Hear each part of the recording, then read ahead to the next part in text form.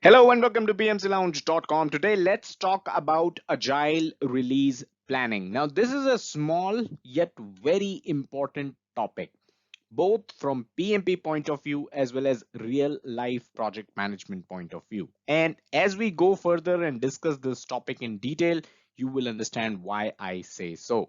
Now, the image that you see on the screen right now, a lady is trying to put together some sticky notes. That's because typically that's how agile releases are planned in IT companies. And that is why I thought it was fitting to put this image in. All right, as always, if you're into reading articles, first link in the description is going to take you to a relevant article on this topic over at our official website, pmclounge.com. So feel free to check that out.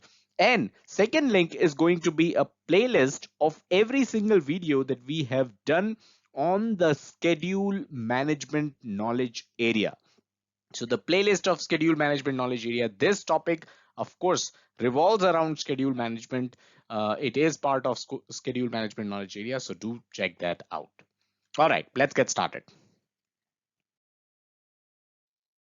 A quick reminder, do hit the like button before we proceed. That seems to be the only way YouTube is going to let you know every time we upload new content.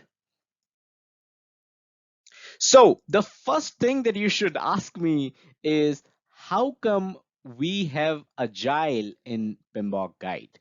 Because PMBOK guide, a lot of people tend to think is all about SDLC. It is all about the traditional way of managing projects, but that is not true.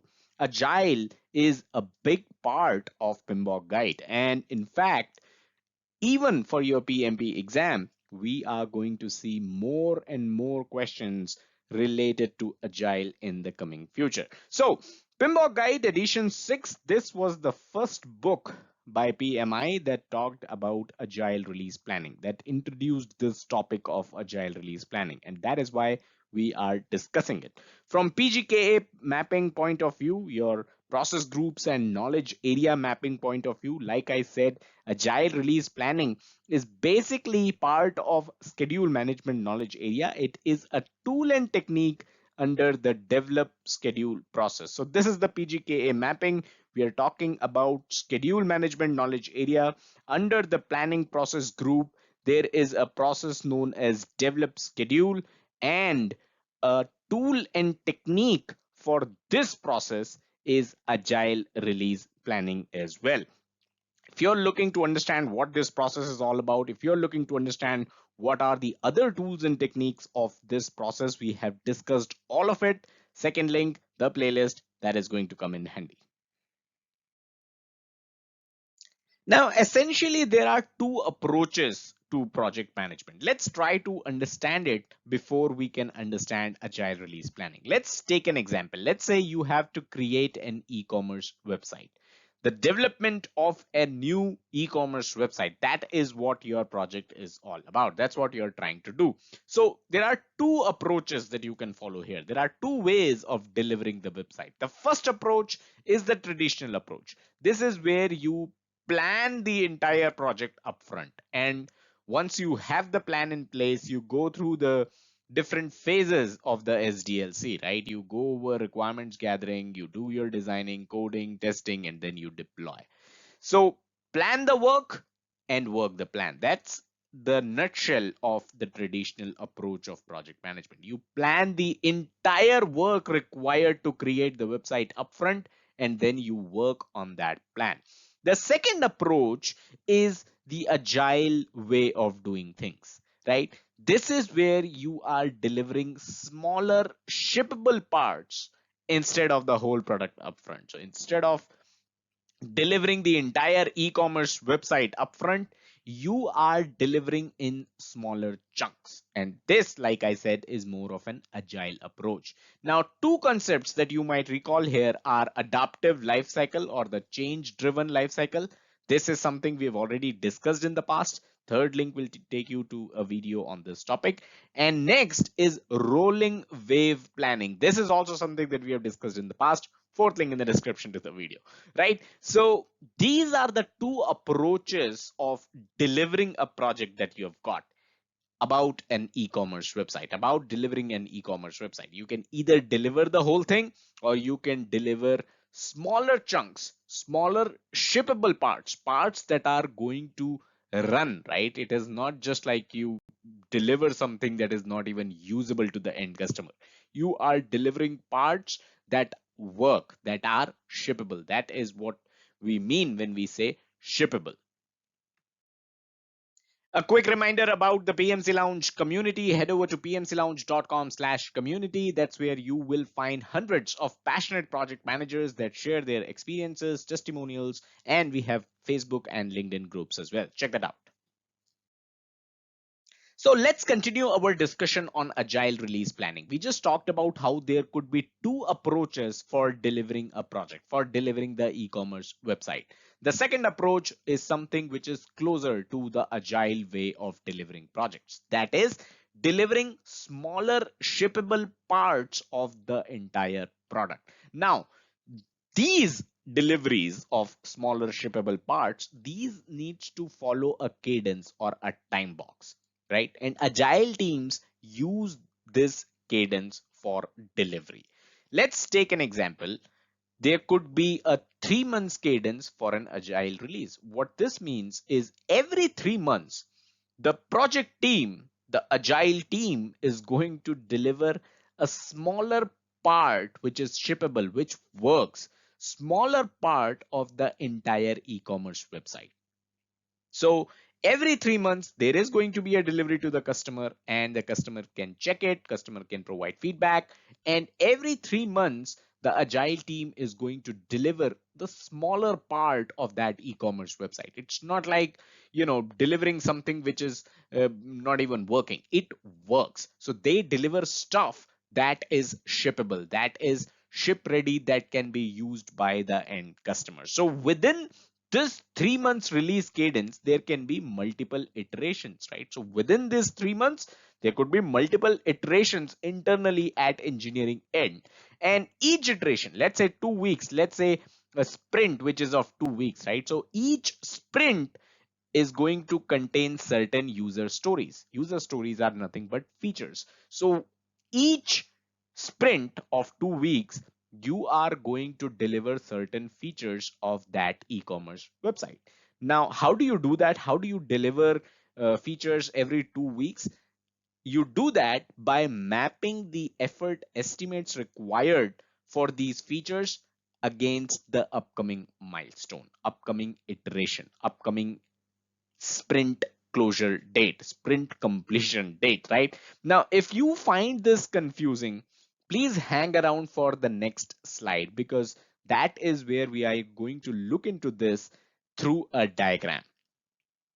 The project team or the product owner in agile terms, to be precise, the product owner has the ability to reprioritize user stories based on the value that they need to deliver to the customer. So if the customer is looking for a checkout option in the first release itself, remember you are delivering smaller parts of the entire e-commerce website. So if the customer wants the checkout option in the first release itself, the product owner has the ability to prioritize that feature and try to deliver it in the first agile release itself. Now, every time we are delivering the smaller shippable part of the website to the customer, we are basically doing a release. So during the course of you delivering the e-commerce website, you are going to do several releases, and that is why agile release planning is so important. Now, let's take a look at a diagram and stick with me here. Bear with me, you will be able to understand agile release planning in its totality once we are done with this diagram. So don't be overwhelmed by it. Let's go over it line by line. So the first line that you see is a product, the product vision or the long-term plan, or it could be something which is ongoing. So the long-term plan is that you are going to deliver a fully functional e-commerce website in the course of next 2 years. So if you are doing a release, that is, you are shipping smaller parts of the website every 3 months, you are basically going to do 8 releases. And by the end of 2 years, you would have done 8 releases and you would have delivered everything that the customer wanted, right? So that's the second approach, the two approach that we talked about. Either you can have the customer hanging for 2 years and deliver the entire website at the end of 2 years, or you do 8 releases where the customer can look at how the project looks like, how the e-commerce website looks like, provide feedback, and that is where you can incorporate changes and make sure that in 8 releases you are done with the e-commerce website. The other thing is that this could be something which is ongoing. That is, you keep on doing releases every 3 months because the customer provides you features that they are looking for. And those features, those user stories remain in your backlog. Every 3 months, you do a release with certain features that can be delivered in the course of 3 months, right? Take a look at Android operating system. You receive updates on your mobile phone. It is not something where they do it once and they are done with it. It is a continuous process. It is something which is ongoing. They are doing releases, let's say every month or every quarter, or any other time box or cadence that they may have. So the first line here, the first line item here is the product. What is the product all about? We have an e-commerce website. Then on the product roadmap, let's say you are chalking out a 1 year plan, what all you need to deliver in 1 year. So the cadence that you have is having a release every 3 months. So in 1 year, you are going to have 4 releases: release one, release two, release three, release four. Let's say these are all quarterly releases where you are going to do a release every quarter: Q1, Q2, Q3, and Q4. Now, the next line item is about the release plan. So every 3 months, you're going to do a release. Remember, a product had 4 releases. Now we are looking at a release one since we are doing the release planning. So in release one, we have 4 iterations, and these iterations are nothing but a development cycle. So within one release, we are going to have 4 iterations. Now, when we look at an iteration plan, let's say the plan is for an iteration every 2 weeks. Every 2 weeks, if we take a look at iteration one, what all does the iteration one have? It has 4 user stories which belong to 3 different features. Feature A, which has user story 1 and user story 2. Then we have feature B, which has user story 3, and we have feature C, which has user story 4. So these are the items that can be delivered in 2 weeks time, right? So under feature A, if you want to plan further, you are going to plan development, and this is basically hours or days of work. Within feature A, you have 3 tasks. How much time, how many hours, or how many days is are these 3 tasks going to take? That's something that you're going to plan. So this is how you plan an agile release. Now, one thing that you should have noted here is that if we have a release plan of 3 months and we do an iteration every 2 weeks, of course, we can have more than 4 iterations, right? We can have 6 iterations. So that's something that you can look into and plan accordingly. The iterations, or also popularly known as sprints, can be 2 weeks long, they can be 3 weeks, they can be as long as 1 month. So if you have a 1 month iteration in a 3 months release, you can have a maximum of 3 iterations, right? So this is how agile release planning works. So in conclusion, agile release planning basically provides a high level timeline of the release schedule, right? We talked about how we plan the release, and this is what agile release planning is all about: a high level timeline of the release schedule for your project. Now, this is based on the product vision or the product roadmap, as well as its evolution. So the initial roadmap that we had was that we are going to deliver an e-commerce website over the course of 2 years by doing 8 releases, and we are going to do a release every 3 months. Every quarter we'll do a release, we'll take feedback, and we'll continue to do 8 releases for the next 2 years and deliver the entire e-commerce website, all the features that the customer had in mind initially. That was the second approach. The first approach, if you followed that, you would have not delivered anything to the customer and delivered the whole website at the end of 2 years. But let's forget the first approach since we are talking about agile releases here. Now, there could be evolution in the product. That is something that I want to talk about. When you are delivering shippable parts of the product to the customer every 3 months, the customer may have certain feedbacks. The customer might come back with certain feature requests and user stories of their own. And when they do so, it is possible that for you to be able to deliver those features, the 8 releases that you had in mind, that you had in your product roadmap, are not going to be sufficient. So you're going to plan more releases.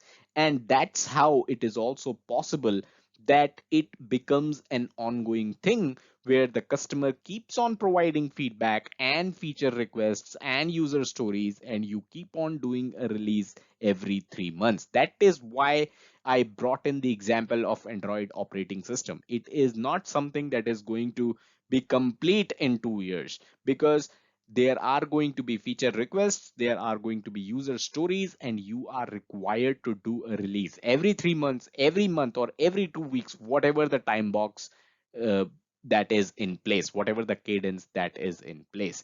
Now, the number of iterations, or something which is popularly known as sprints, how many sprints you have in a release can vary. And the time box of these sprints, which could be 2 weeks, it could be 1 month as well, it could be 3 weeks as well. The time box for the sprints can also vary. And this is dependent on the estimate of the features that you're going to deliver, right? So if there is something that you cannot deliver in 2 weeks in one sprint and it is going to take a month, that sprint could be a month long as well. So the value that you need to deliver at the end of a release, right? When you do a release, you need to have a shippable part of the entire product ready. And when you do so, you need to deliver certain value. You cannot have a release that doesn't add any value. So if your sprint is too short, if it is 2 weeks and you're not able, your engineering team is not able to develop anything in those 2 weeks, then of course that sprint, the time box for that sprint is going to expand from 2 weeks to, let's say, 3 weeks, or even up to a month. It is totally dependent on the estimates that your engineering team basically gives you.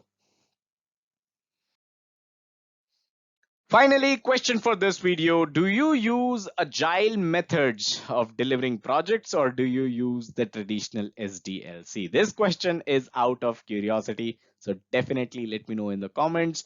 Looking forward to your answers. And that's all that we had in this video. I hope you got value out of it. Smash that like button if you did, subscribe to the channel, and hit the bell icon to stay notified every time we upload new content. Also, don't forget to check out the website pmclounge.com, your #1 free PMP resource. Thank you and have a nice day.